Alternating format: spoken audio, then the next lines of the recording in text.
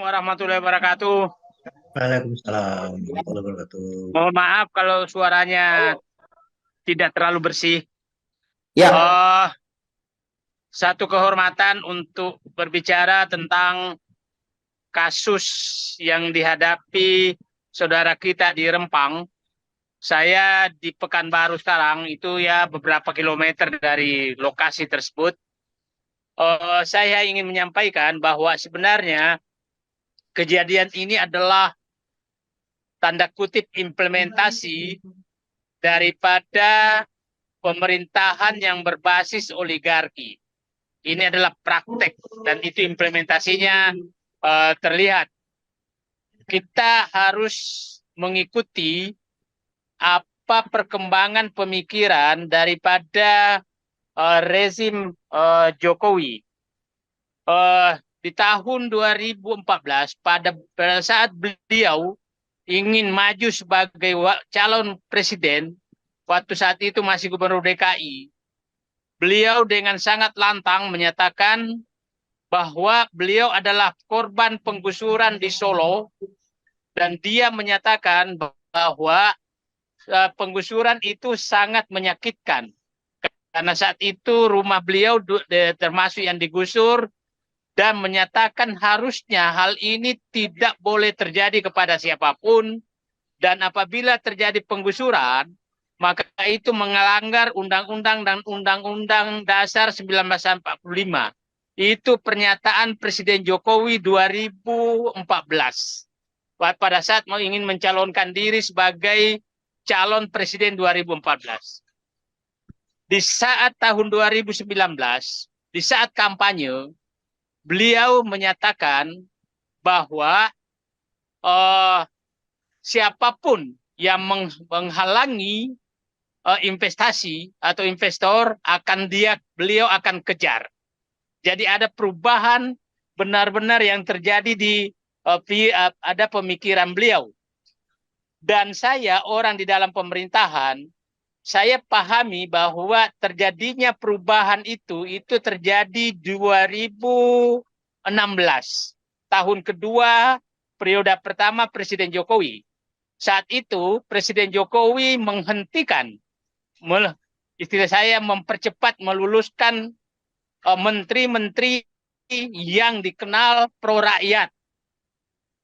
Nah, pada saat itu reshuffle kabinet besar-besaran dan dikeluarkanlah menteri-menteri yang selalu memikirkan, mementingkan rakyat. Salah satunya bukan salah satunya, di antaranya Anies Baswedan, Sudirman Said, Riza Ramli, kemudian Ferry Musilan Baldan, kemudian Saleh Hussein. Nah, itulah dihentikan semua menteri-menteri itu dan dimasukkanlah menteri-menteri yang berbasis pengusaha. Berbasis pengusaha. Jadi saya katakan negara ini sudah dikudeta tanda kutip oleh investor di tahun 2016 dengan mengeluarkan semua menteri-menteri yang memikirkan mengutamakan rakyat dibanding dengan investasi. Nah, di tahun itulah terjadi dan kita tahu sekarang hampir semua menteri, sebagian besar menteri adalah pengusaha.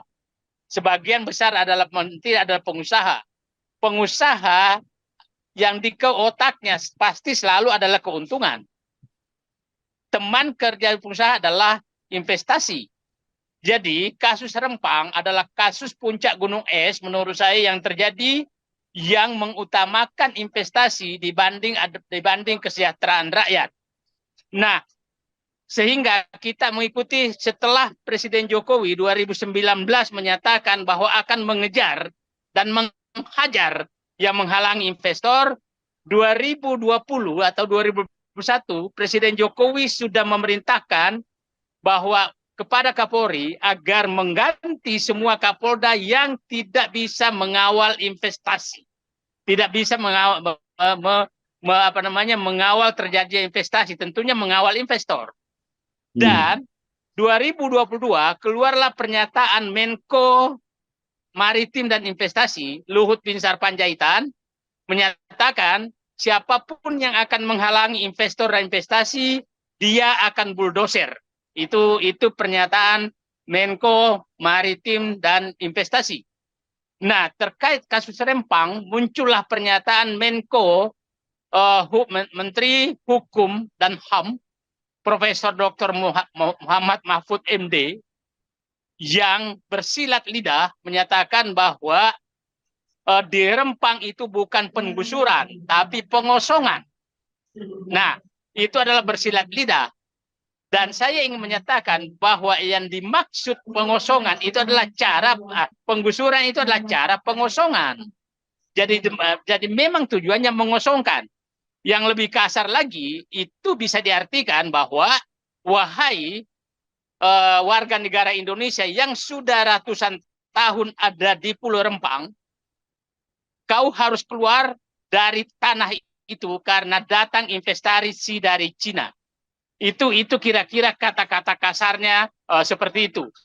Nah, kemudian muncul pernyataan Menteri BPR, mantan Panglima TNI, yang saya yakin sabta marganya masih kuat, yang menyatakan bahwa penduduk di Rempang itu tidak punya sertifikat.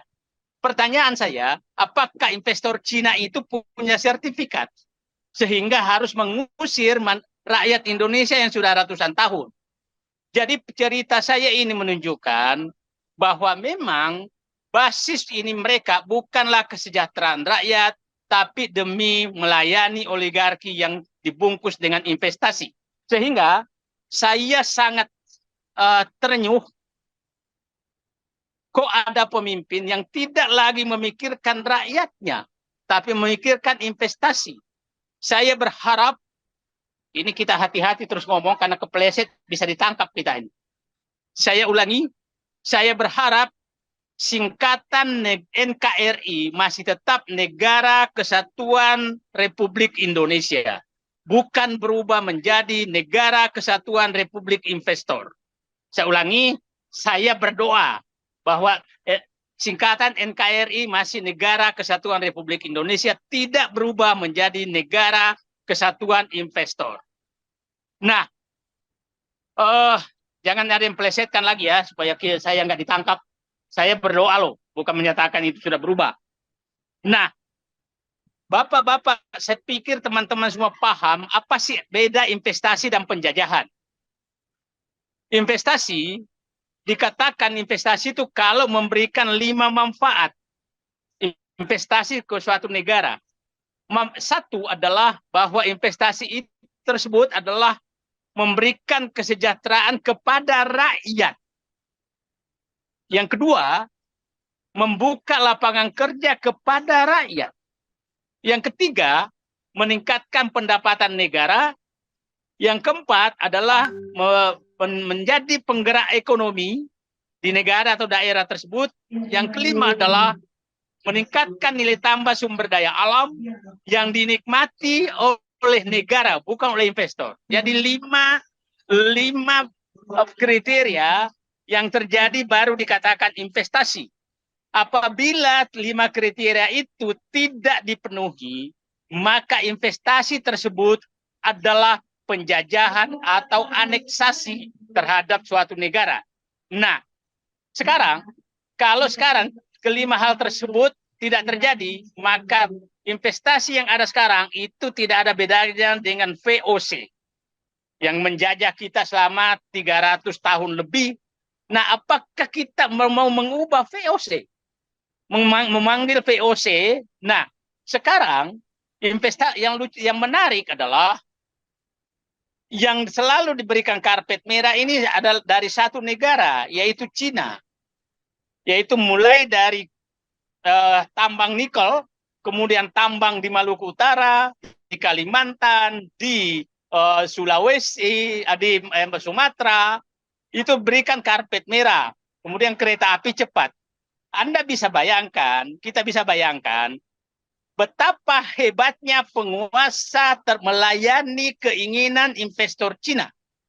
Kasus Rempang, itu MOU ditandatangani oleh Bahlil, Menteri Investasi, Menteri Penanam Modal dan Investasi, yang disaksikan oleh Presiden Jokowi pada saat kunjungan Presiden ke Cina.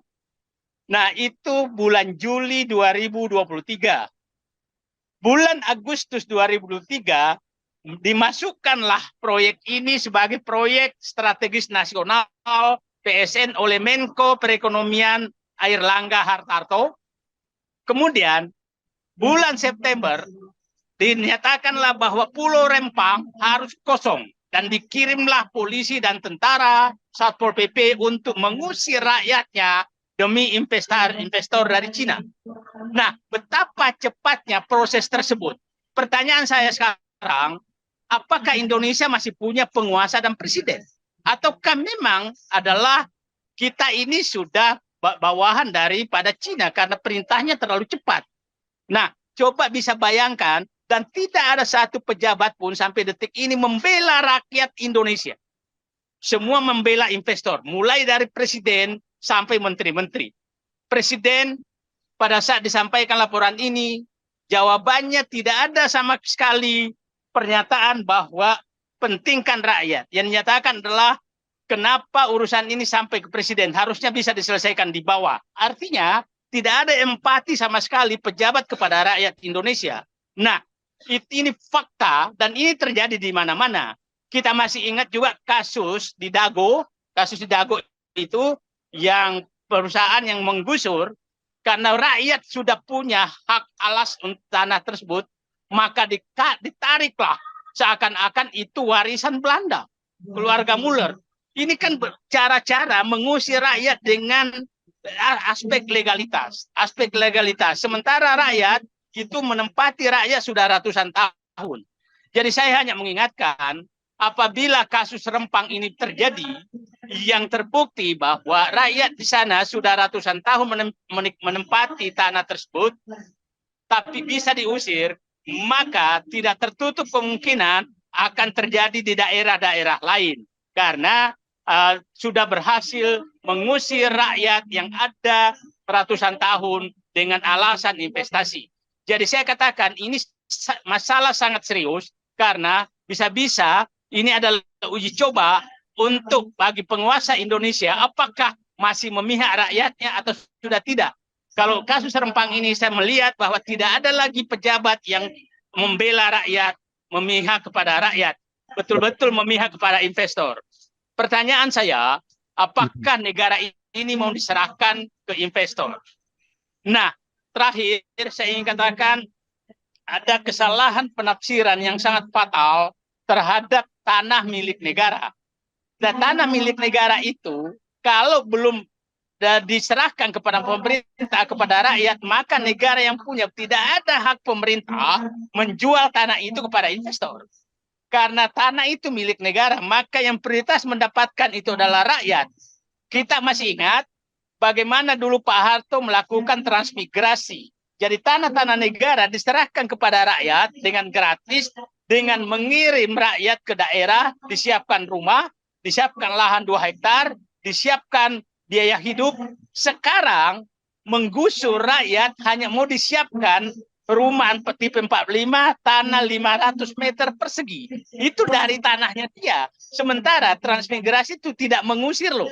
Tanah yang ada di Jawa tetap milik dia, tapi dia dapat tanah di luar Jawa. Nah, itu namanya memperhatikan rakyat. Jadi lepas dari segala-galanya, saya menyatakan Pak Harto jauh lebih mementingkan rakyatnya dibanding rezim sekarang.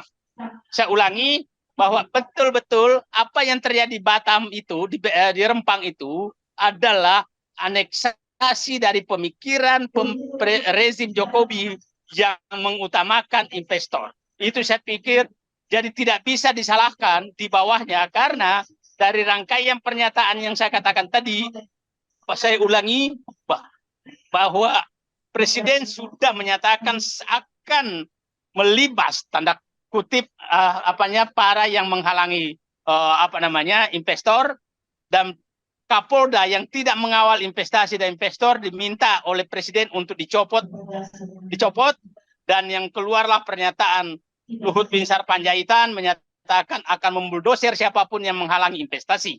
Jadi itu rangkaian pemikiran. Jadi saya katakan ini sangat-sangat serius. sangat-sangat serius karena investor sudah mengkudeta kekuasaan di negeri ini, dan partai politik adalah hanya alat untuk melegalkan keinginan para investor. Ini terbukti dari semua undang-undang yang dibentuk itu adalah demi investor. Puncaknya adalah Undang-Undang Cipta Kerja, dan kita jangan heran karena sebagian besar kabinet adalah pengusaha, sebagian besar anggota DPR adalah pengusaha, maka negara ini adalah negara pengusaha.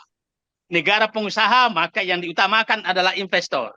Jadi kita semua silakan jadi penonton, tapi rakyat insya Allah akan menyadari bahwa negerinya sedang terancam. Terima kasih. Assalamualaikum warahmatullahi wabarakatuh.